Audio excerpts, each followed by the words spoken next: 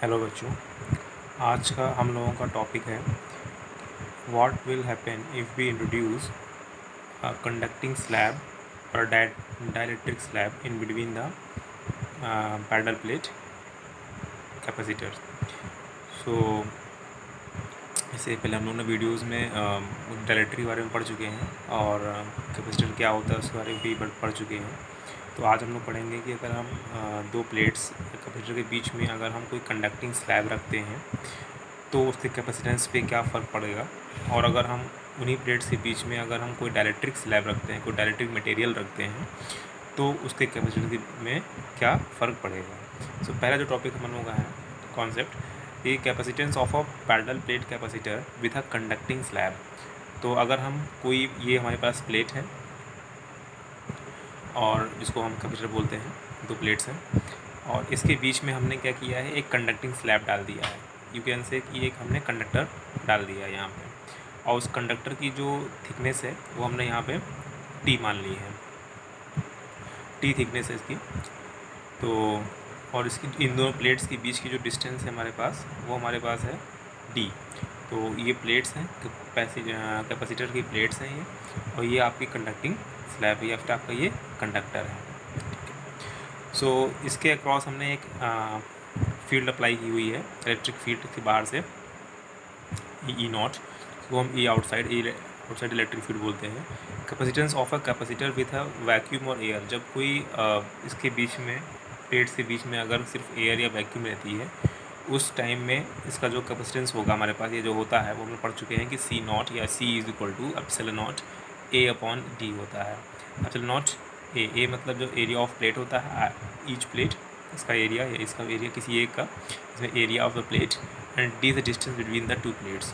तो यहाँ पे जो डी है वो इन दोनों प्लेट्स के बीच की यहाँ पे डिस्टेंस हो जाएगी। फिर नेक्स्ट है हमारे पास कि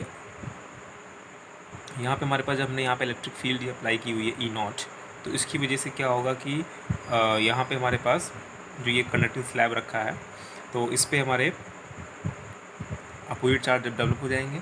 ठीक है, जैसे यहाँ पे प्लस है तो यहाँ पे इसकी इधर नेगेटिव हो जाएगा।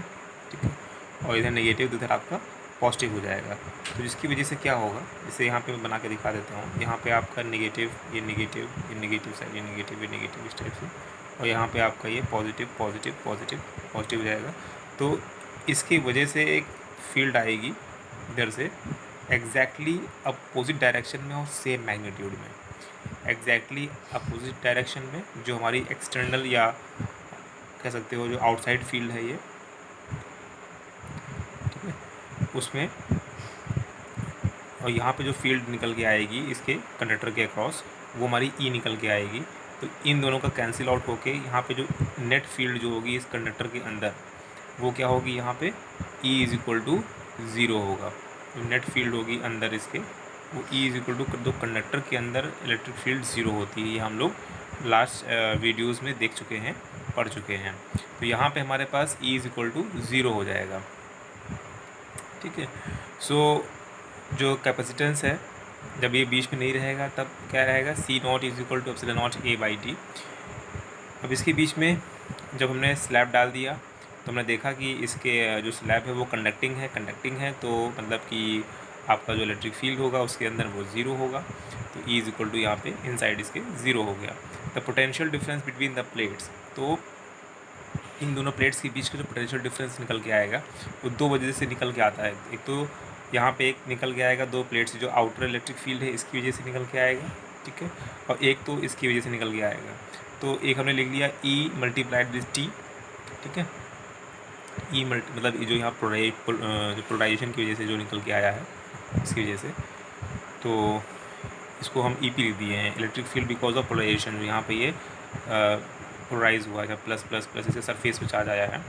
और फिर यहाँ पे हुआ ये कि ई नॉट जो है, ई नॉट वो हमारा ई पी के इक्वल हो गया, इसलिए जो ई इनसाइड कह सकते हो, जो ई इनसाइड है वो हमारा ई नॉट माइनस ई पी करेंगे, अपोजिट डायरेक्शन में है ना, इसके जस्ट अपोजिट में, तो ये हमारा ज़ीरो हो जाएगा। तो ई इनसाइड हमारा ज़ीरो हो जाएगा। डेट्स वाई यहाँ पर कंडक्टर के अंदर जो फील्ड होती है वो ज़ीरो हो गई यहाँ पर।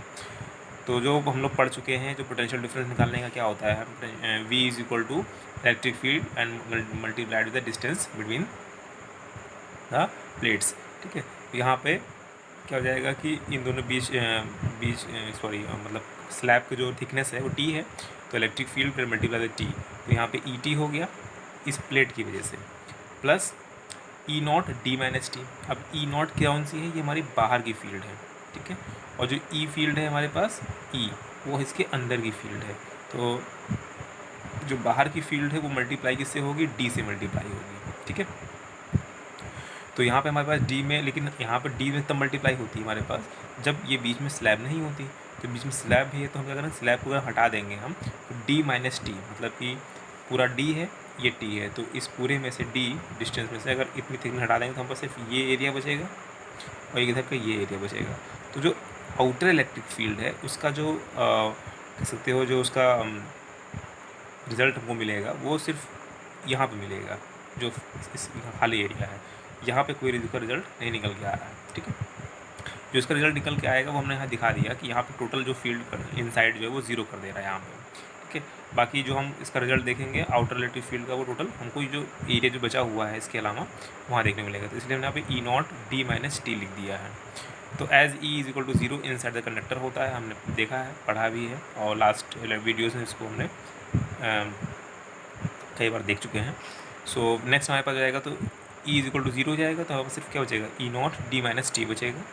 ठीक है, तो V is equal to E naught D minus T, ये बचा हमारे पास, क्योंकि ये E T 0 हो गया, अगर E 0 हो गया तो मल्टीप्लाई में टर्म में है तो ये पूरा टर्म 0 हो गया, तो E T वाला टर्म पूरा 0 हो गया यहाँ पे। ठीक है, so E naught D minus T is equal to, अब E नॉट को हमने लिख दिया है सिग्मा अपॉन एप्सिलॉन नॉट। क्यों लिखा है समझ लेते हैं, क्योंकि electric field between the plates हमने पढ़ा है, electric field between the plate जो होता है वो सिग्मा अपॉन एप्सिलॉन नॉट होता है, because of the plane sheet की वजह से जो इलेक्ट्रिक फील्ड होती है वो हमारे पास क्या होती है, सिग्मा बाई 2 एप्सिलॉन नॉट होती है, सिग्मा बाई 2 एप्सिलॉन नॉट होती है थिन शीट की वजह से, जो हमने पढ़ा है। तो यहाँ पर 2 शीट हैं, दोनों शीट की वजह से सेंटर में इसकी फील्ड कितनी होगी, सिग्मा अपॉन एप्सिलॉन नॉट। ठीक है, इसका भी हम प्रूफ लास्ट वीडियोज़ में देख चुके हैं। तो E नॉट की जगह पे हम लोग सिग्मा अपॉन एप्सिलॉन नॉट रख देंगे, क्योंकि हमारे पास 2 प्लेट्स की वजह से बीच की इलेक्ट्रिक फील्ड वो हमारे पास निकल के आएगी sigma upon epsilon naught D minus T is equal to, अब सिग्मा क्या होता है, सिग्मा जो हमारे पास होता है वो एरिया चार्ज डेंसिटी है, ये सरफेस चार्ज डेंसिटी है। ठीक है, तो इसको हमने लेंगे सिग्मा की वैल्यू क्या होती है हमारे पास, सिग्मा इज इक्वल टू होता है Q by A, sigma is equal to होता है Q बाई ए। तो सिग्मा की वैल्यू हमने Q बाई ए लिख दिया, और एप्सिलॉन नॉट पहले से था तो ऑलरेडी लिखा हुआ है हमारे पास, और D माइनस टी मल्टीप्लाई में इसके साथ मल्टीप्लाई हो गया ये। ठीक है, सो हमारे पास इसके बाद है V नोट, हमको पता है कि जो कैपेसिटेंस होता है वो C is equal to Q by V, तो चार्ज अपॉन पोटेंशियल डिफरेंस होता है। So C is equal to इस Q की जो वैल्यू है, फिर के V की जो वैल्यू हमने निकाली, V इज इक्वल टू क्या निकाला है, Q upon A epsilon not into D minus T, ये पूरी वैल्यू उठा के हम यहाँ पे पुट कर देंगे, सिंपल है। C is equal to Q by formula होता है, कैपेसिटेंस पता है हमको, Q एज इट इज़ लिखा रहेगा, V की वैल्यू जो है हम ये रखेंगे यहाँ पे। ठीक है, तो यहाँ जो वैल्यू पूरी यहाँ पुट करेंगे तो ये कुछ इस तरह हो जाएगा, Q A epsilon not Q D minus T. ठीक है, उसके बाद यहाँ पे हम लोग Q यहाँ पे कट जाएगा, हमारे पास बचेगा एप्सिलॉन नॉट A, ये बचेगा ऊपर, और नीचे हमारे पास बचेगा D माइनस टी। अब यहाँ पर D माइनस टी हो जाता है, तो यहाँ पर लेकिन हमने क्या किया है, D कॉमन निकाल लिया है, D कॉमन निकाल लिया है। तो जब कॉमन निकालेंगे तो अंदर जगह 1 माइनस टी बाई डी, क्यों, क्योंकि अगर हम अंडर मल्टीप्लाई करेंगे तो क्या होगा, D मल्टीप्लाई माइनस फिर D मल्टीप्लाई तो टी बाई डी, तो D पकड़ गया तो D माइनस टी मिल जाएगा। तो मतलब कुल मिला के हमको ये D माइनस टी मिल जाएगा, लेकिन हमने यहाँ पे हमको एक फॉर्मूला और बनाना है, इसलिए हमने इसको अलग अलग किया है। तो यहाँ पर कॉमन निकाल लिया हमने, तो क्या फ़ायदा मिला हमको कॉमन निकालने का, हमको कि epsilon not A by D, इसको हम ऊपर ले गए क्योंकि ये पूरा टर्म ऊपर चला गया, तो D डिनोमीटर में था इसलिए नीचे मल्टीप्लाई में था, उसको हम पूरा ही ऊपर ले गए उठा के, तो हमको एक पूरा टर्म मिल गया epsilon not A by D, और नीचे हमको मिल गया 1 माइनस टी बाई डी। तो epsilon not A by D हमने क्या पढ़ा अभी यहाँ पे देखा था हमने कि epsilon not A by D क्या होता है, कैपेसिटेंस इन अ वैक्यूम और स्पेस और एयर। ठीक है, तो यहाँ पे C नॉट लिख देंगे इसको हम, upon 1 minus T by D हो जाएगा। ठीक है, तो ये एयर के लिए हो जाता है, ये एयर या वैक्यूम के लिए है। तो C is equal to C naught upon 1 minus T by D, ये हम लोग यहाँ से समझ गए। तो ये C मीडियम के लिए कह सकते हैं, C मीडियम के लिए है। तो इट क्लियरेट कि C is greater than C not, C जो है वो बड़ा है C नॉट से, क्योंकि ये टर्म 1 से, ये टर्म 1 से छोटा ही रहेगा, 1 से छोटा रहेगा। तो ये क्या हो जाएगा कि ये जब ये पूरी टर्म छोटा रहेगा तो ये टर्म बड़ा हो जाएगा। तो इसलिए C जो है या मीडियम में कह सकते हैं वो बड़ा रहेगा अगर C हमारा एयर या वैक्यूम से है, ठीक है। फिर हमारे पास नेक्स्ट है capacitance of A parallel plate capacitor with a dielectric slab. अब क्या है कि अगर हम कोई डाइलेक्ट्रिक स्लैब लगा देते हैं, कैपेसिटर जो प्लेट्स हैं हमारे पास ये, इनके बीच में अगर हम अब क्या कर देते हैं, डाइलेक्ट्रिक स्लैब इंट्रोड्यूस करा देते हैं, रख देते हैं। पहले हमने क्या कंडक्टिंग स्लैब रखा था, तो हम लोग डाइलेक्ट्रिक स्लैब रखेंगे या फिर कोई डाइलेक्ट्रिक मटेरियल रखेंगे यहाँ पे। और उस डाइलेक्ट्रिक मटेरियल या स्लैब की जो थिकनेस है वो हमने यहाँ पे टी ली हुई है, अगेन वही, और प्लेट्स के बीच की जो डिस्टेंस है वो हमने यहाँ पे स्मॉल डी मानी हुई है। सो यह इसकी वजह से जो हमने यहाँ पे पोटेंशियल लगाया हुआ है, तो क्या हो जाएगा कि ये पॉजिटिव प्लेट्स की वजह से यहाँ पे क्या हो जाएगा, ये जो इलेक्ट्रिक फील्ड अप्लाई की हुई है, इलेक्ट्रिक फील्ड अप्लाई करके क्या हो जाएगा कि यहाँ पे हमारे पास नेगेटिव वो डेवलप हो जाएगा, और यहाँ पे हमारे पास पॉजिटिव चार्ज डेवलप हो जाएगा यहाँ पे, ठीक है, पोलराइज हो जाएगा, जिसको हमने डाइलेक्ट्रिक वाले कॉन्सेप्ट में बताया था आपको सबको। जो मॉलिक्यूल्स होंगे कुछ इस तरह से हमारे पास हो जाएंगे, जितने हमारा निगेटिव वाला होगा वो सारे इस तरफ चले जाएंगे, पॉजिटिव वाले सारे इस तरफ मॉलिक्यूल्स का वो शेयरिंग चार्ज का अलग अलग हो जाएंगे। लेकिन यहाँ पे क्या होगा कि जो इलेक्ट्रिक फील्ड जो डेवलप होगी अंदर इसके बिकॉज ऑफ पोलराइजेशन, तो ये हमने मान लिया इसको EP, ये हमारा EP है। तो टोटल जो फील्ड हो जाएगी इनसाइड इसके वो कुछ ना कुछ निकल के आती है यहाँ पे, तो यहाँ पे फील्ड हमारी ज़ीरो नहीं होती है। तो E इनसाइड जो है वो ज़ीरो नहीं होती है इन केस ऑफ डाइलेक्ट्रिक, और E इनसाइड ज़ीरो हो जाती है इन केस ऑफ कंडक्टर, ठीक है। सो यहाँ पे हमारे पास the capacitance of a capacitor with a vacuum और air in between is given by C not is equal to epsilon not A by. तो हमने देखा कि जो हमारे पास वैक्यूम या एयर की वजह से जो कैपेसिटेंस है वो हमारे निकल के आता है C not is equal to epsilon not A by D निकल के आता है, वो हमने यहाँ पे पहले पढ़ाया हुआ है। तो effective field inside the dielectric कितना होगा, तो अंदर टोटल फील्ड कितनी होगी, तो हमने बताया भी आपको कि E इनसाइड जो होगा वो ज़ीरो नहीं होगा, यहाँ पे कुछ ना कुछ वैल्यू निकल के आती है। तो वैल्यू कितनी होगी, तो E इज इक्वल टू या E इनसाइड बोल दो या फिर E is equal to E naught. E naught मतलब क्या होगी, तो आउटर फील्ड जो हमने बाहर से लगा रखी है प्लेट के, ठीक है। तो आउटर या एक्सटर्नल फील्ड कह सकते हैं। तो ये एक्सटर्नल फील्ड माइनस EP मतलब electric field because of the polarization, जो पोलराइजेशन हुआ है आउटसाइड फील्ड लगाने की वजह से जो हमारे क्या मॉलिक्यूल जो पोलराइज हुए हैं, तो पोलराइज होने की वजह से क्या हो गया है कि जो मॉलिक्यूल्स हैं वो हमारे पास एक्सटेंड हो गए और वो नेगेटिव चार्ज एक तरफ हो गए हैं, पॉजिटिव एक तरफ हो गए हैं। तो पॉजिटिव और नेगेटिव चार्ज सेपरेट हो गए हैं, जिसकी वजह से क्या हो गया कि अंदर एक पोलराइजेशन हो गया है। तो वहाँ पे एक पोलराइज फील्ड हो जाएगी, मतलब पोलराइजेशन की वजह से एक फील्ड क्रिएट होगी, जिसको हम पोलराइजेशन फील्ड बोलते हैं। उसको हम जो डाइलेक्ट्रिक जो वीडियो था उसमें मैंने बता रखा है आपको, वो देख लीजिएगा। तो E नॉट जो है हमारा आउटसाइड अप्लाइड इलेक्ट्रिक फील्ड है या एक्सटर्नल इलेक्ट्रिक फील्ड है। EP क्या है, फील्ड ड्यू टू पोलराइजेशन, तो नेट फील्ड निकल के आएगी E नॉट माइनस EP, ठीक। यहाँ पे जो कुछ फील्ड बचेगी इनके वो हमारे पास E इनसाइड या फिर सिंपली E कह सकते हैं in the electric field inside the dielectric. Again यहाँ पे potential difference between the two plates, तो दो प्लेट्स के बीच पोटेंशियल डिफरेंस कितना होगा, V is equal to E naught D minus T। तो जो बचा हुआ एरिया हमारे पास है, वो ये जो कॉन्सेप्ट है, तो ये जो हमारे पास एरिया जो बचा हुआ है, तो प्लेट डालने के बाद जो एरिया बचा है प्लेट के बीच में, तो वो हमारा जो एरिया बचा हुआ है वहाँ पे जो हमारे पास आएगा वो E नॉट, और ये टोटल D है, और इसको अगर निकाल देंगे T, तो D माइनस T निकाल देंगे। तो D माइनस T जब निकाल देंगे तभी तुमको ये बाहर वाला पार्ट मिलेगा ना सिर्फ, ठीक है। तो ये जो बाहर वाला पार्ट मिलेगा वहाँ पे किसका वहाँ पे वैल्यू है, वहाँ पे E नॉट की है, प्लस इसके अंदर जो फील्ड है खुद की इलेक्ट्रिक स्लैब की कितनी है वो हमने देखा भी, E निकल के आई है, ठीक है। और उस थिकनेस कितनी है उस स्लैब की, वो T है।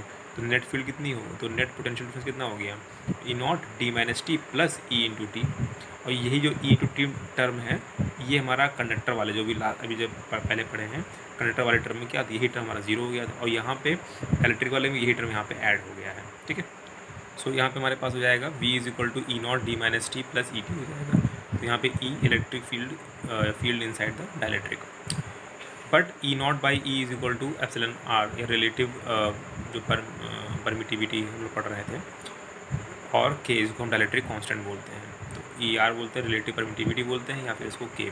तो E not by E is equal to E R और के बराबर है is equal to E not by K ले सकते हैं यहाँ पे हम लोग, ठीक है।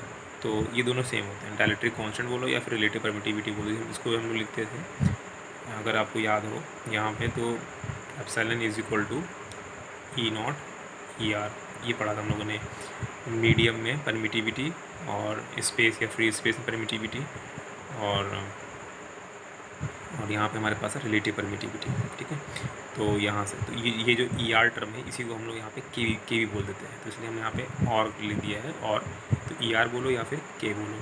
तो ई नॉट बाई ई की जो वैल्यू है वो के बराबर होगा। इलेक्ट्रिक फील्ड आउटसाइड और इलेक्ट्रिक फील्ड इनसाइड दोनों का रेशियो निकालेंगे वहाँ पे। देखो इलेक्ट्रिक फील्ड जब निकालेंगे तो वहाँ पे क्या होता है 1/4 टर्म आता है वहाँ पे, तो उनको जब डिवाइड करेंगे तो ये इलेक्ट्रिक फील्ड मीडियम की वजह से है, ये इलेक्ट्रिक फील्ड आउटसाइड है एयर और वैक्यूम की वजह से है। तो यहाँ पे जो है दोनों का रेशियो निकालेंगे तो हमको यहाँ पे के मिलेगा। तो E is equal to E not by K, ठीक है। तो यहाँ पे जो रिलेशन है इलेक्ट्रिक फील्ड आउटसाइड एक्सटर्नल या कह सकते हैं एयर और स्पेस वैक्यूम में, और electric field inside the medium, वो इन दोनों का रिलेशन जो है वो डाइलेक्ट्रिक की टर्म में ये लिखा जाता है। आप सिंपली समझ लीजिए ये मीडियम की वजह से इलेक्ट्रिक फील्ड है, ये एयर और स्पेस वैक्यूम की वजह से इलेक्ट्रिक फील्ड है, और ये इन दोनों के बीच रिलेशन इन टर्म्स उसमें डाइलेक्ट्रिक का इन्वॉल्वमेंट है। So v is equal to E naught D minus T plus E not by K. तो यहाँ पे हमने जो वैल्यू लिया है e, ये जो e है, तो इस e की वैल्यू की क्या है ई नॉट बाई के, तो हमने यहाँ पे इसकी वैल्यू जो है ई नॉट बाई के लिख दी है यहाँ पे सिंपली, ठीक है। तो हमारे पास ई नॉट बाई के हो गया है, इसकी वैल्यू कहाँ से लिखा, यहाँ से। तो इज इक्वल टू अब ई नॉट यहाँ भी है, ई नॉट यहाँ भी है, तो कॉमन निकाल लिए यहाँ से, ठीक है। ब्रैकेट में क्या बचेगा, डी माइनस टी बचेगा प्लस टी बाई के बचेगा यहाँ पे। फिर E naught is equal to sigma upon epsilon naught, sigma upon epsilon naught, ये फिर क्या है अगेन क्या है ये हमारे पास फिर से वही कैपेसिटर के प्लेट्स के बीच की इलेक्ट्रिक फील्ड है ये, कि दो प्लेट के बीच में क्या इलेक्ट्रिक फील्ड रहती है वो होती है सिग्मा अपॉन एप्सिलॉन नॉट होती है, और एक प्लेट की वजह से कितनी होती है सिग्मा अपॉन 2 एप्सिलॉन नॉट, दो प्लेट की वजह से क्या होती है बीच में सिग्मा अपॉन एप्सिलॉन नॉट, ठीक है। इज इक्वल टू, तो ये क्या होता है सरफेस चार्ज डेंसिटी होता है, मैं पढ़ चुके हैं। तो सरफेस चार्ज फॉर्मूला क्या होता है क्यू बाई ए, तो sigma is equal to Q by A, तो सरफेस चार्ज डेंसिटी का जो फॉर्मूला होता है क्यू बाई होता है, ठीक है। तो यहाँ पे सिग्मा की वैल्यू हमने क्यू बाई ए रख दी, और एप्सिलॉन नॉट नीचे था तो एप्सिलॉन नॉट लगा हुआ है ऑलरेडी आपका। तो v is equal to Q upon epsilon not A, मतलब कि ई नॉट की जो वैल्यू है वो हमने Q upon A epsilon not यहाँ पे रख दी, ठीक है, ये हो गया। और D minus T plus T by के, वो ऐसे हमने एज इट इज इसको उतार लिया, ठीक है। फिर हमारे पास है C is equal to Q by V होता है, तो क्यू